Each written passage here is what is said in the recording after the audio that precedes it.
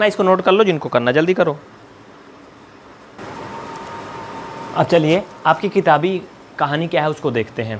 Class 9th की NCERT mathematics chapter number 5 यानी कि एक्सरसाइज 5.1 क्वेश्चन बहुत ध्यान से देखना। पहला सवाल कहता है कि निम्न कथनों में से कौन सत्य है कौन असत्य है, अपने उत्तर की जांच के लिए कारण भी दीजिए। मतलब कारण बताओ, नोटिस पहले से मिला है, पहले तो आप ये बताओ कि ये कहानी सही है कि गलत है, और अगर आपने कह दिया खुदा न खास्ता कि सही है तो बताओ बच्चा क्यों सही है, अगर आपने कह दिया गलत है तो फिर क्यों गलत है। मतलब ऐसे कहे कि आप छुट्टी नहीं पाने वाले हैं, तो मैं उसको पूरी तरह से यहाँ पे डिटेल में बताऊंगा, एंड तक देखना वीडियो, स्किप मत करना। कह रहा कि एक बिंदु से होकर जाने वाली केवल एक ही रेखा खींची जा सकती है। कमाल की बात करता है, कह रहा कि एक बिंदु से सिर्फ एक रेखा खींची जा सकती है।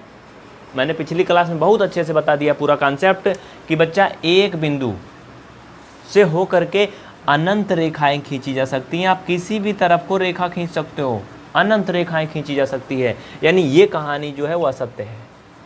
क्या होगा ये असत्य है, फाल्स है। ये लाइन आप लिख देना, असत्य ब्रैकेट में लिखना, एक बिंदु से होकर जाने वाली अनंत रेखाएं खींची जा सकती हैं, इसलिए ये गलत है।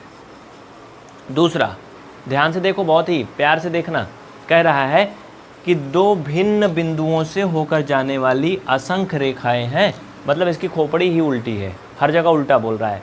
दो भिन्न बिंदु मतलब दो अलग अलग बिंदु। आपको मैंने बताया था जब तक आप अकेले हो तब तक आज़ाद हो, जहाँ आप 1 से 2 हुए ना तहाँ आपकी मुश्किलें बढ़ जाएंगी। कहाँ जा रहे हो, कहाँ आ रहे हो, क्यों देर में आए, है ना, आप समझ गए ना। तो जब 2 हो जाएंगे तो क्या होगा, लिमिटेड हो जाएंगे, फिर यहाँ से वहाँ, वहाँ से वहाँ, मुर्गी की दौड़ घूर तक बस। तो इतना जान लो कि दो भिन्न बिंदुओं से होकर सिर्फ एक रेखा खींची जा सकती है, बस रेखा, समझ गए ना।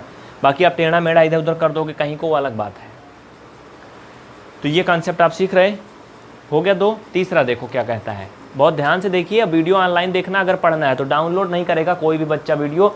अगर आप वीडियो को यूट्यूब पे किसी भी माध्यम से कहीं भी डाउनलोड करते हो तो फिर आपको हमारी क्लास नहीं मिलेंगी, याद रखना। सिर्फ कुछ ही वीडियो मिलेंगे, उसके बाद ऑटोमेटिक आपको नहीं मिलेंगे। और अगर आप ईमानदारी से चाहते हो कि हम पूरा मैथ फ्री में यूट्यूब पे पढ़ पाएँ तो वीडियो डाउनलोड ना करो, ऑनलाइन देखो। इंटरनेट नहीं है तो मत देखो। अगर कोई समस्या है तो नंबर पर संपर्क करो, हल किया जाएगा, लेकिन ऑनलाइन देखो, ठीक ना। अगले के इसमें जो पॉइंट है ध्यान से देखो क्या कहते हैं।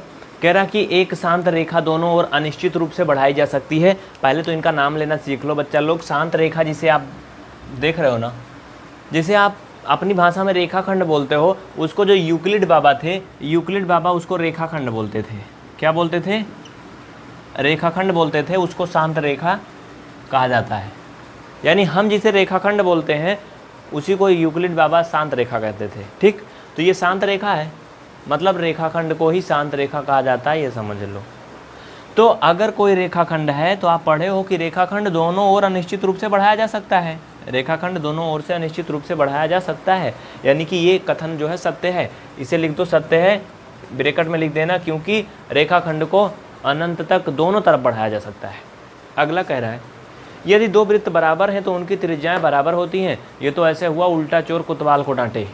अभी तक इनकी पहचान होती थी वृत्त महाराज की कि बराबर अगर वृत्त की बात हो कि अगर दोनों वृत्त की त्रिज्याएं बराबर हैं तो वृत्त बराबर होगा, लेकिन ये तो उल्टा बोल रहा है। कह रहा है अगर वृत्त बराबर है तो त्रिज्या बराबर होगी क्या। सीधी सी बात है, देखो क्या होता है। अगर दो वृत्त मैंने खींचा है ऐसे, हाँ बहुत ध्यान से देखो, इसमें त्रिज्या क्या होती है, ये होता है जो बीच में स्थित बिंदु होता है उसे केंद्र बोलते हैं, और केंद्र से जो परिधि को मिलाती है ये रेखा त्रिज्या कहलाती है। अब ये किसी भी तरफ को मिला सकती है। वृत्त बराबर होंगे तो आप ये अनुमान लगा लो बच्चा लोग कि जो ये रेखा ऐसे मिलाओगे वो कहाँ जाएगी।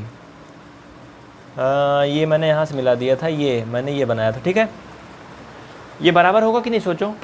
अगर दोनों गोला बराबर है और गोला के बीचों बीच केंद्र से कोई रेखा खींचते हो, दोनों बराबर होगी ना, होगी, देख लो करके, ठीक है। तो लिख दो सत्य। सत्य कारण क्या है, क्योंकि बराबर त्रिज्या वाली वृत्त हमेशा बराबर होती हैं। कारण लिख देना, क्योंकि बराबर त्रिज्या वाली वृत्त हमेशा बराबर होती हैं। जल्दी करो, फटाफट नोट करो बच्चा, ये बहुत ही महत्वपूर्ण है। अगला 5वां देखो क्या कहता है।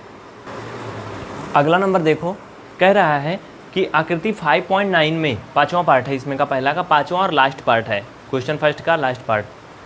5.9 में यदि A B equal P Q और P Q equal X Y तो क्या ए बी एक्स वाई के बराबर होगा। हाँ बिल्कुल होगा। देखो कैसे, आकृति 5.9 यही है जो मैं बनाया हूँ। इसमें कह रहा कि ए बी के बराबर है कौन, ये पी क्यू बराबर है। तो मान लो बच्चा ये 5 सेंटीमीटर है, तो ये भी कितना है, 5 सेंटीमीटर है, यही बोल रहा है ये। और ये फिर क्या कह रहा है, आगे देखो, आगे कह रहा है ए बी पी क्यू के बराबर है, हमने कर दिया ए बी पी क्यू के बराबर हो गई, दोनों 5-5 हो गई। फिर आगे कह रहा कि पी क्यू जो है एक्स वाई के बराबर है। तो बच्चा ये जो पी क्यू है वो एक्स वाई के बराबर है, यानी ये भी कितना है, फिर 5 ही है। तो फिर लास्ट में बेवकूफ़ बना रहा, कह रहा फिर क्या ए बी एक्स वाई के बराबर होगा। हाँ सिंपल सी बात है, होगा। देखो यहाँ से कहानी देख लो, सब 5-5 है ना, तो समझ गए। इस तरह से आपका ये पूरा क्वेश्चन कंप्लीट हो चुका है। जल्दी से नोट कर लीजिए, छाप लीजिए, उसके बाद हम आगे चलते हैं नेक्स्ट क्वेश्चन पे।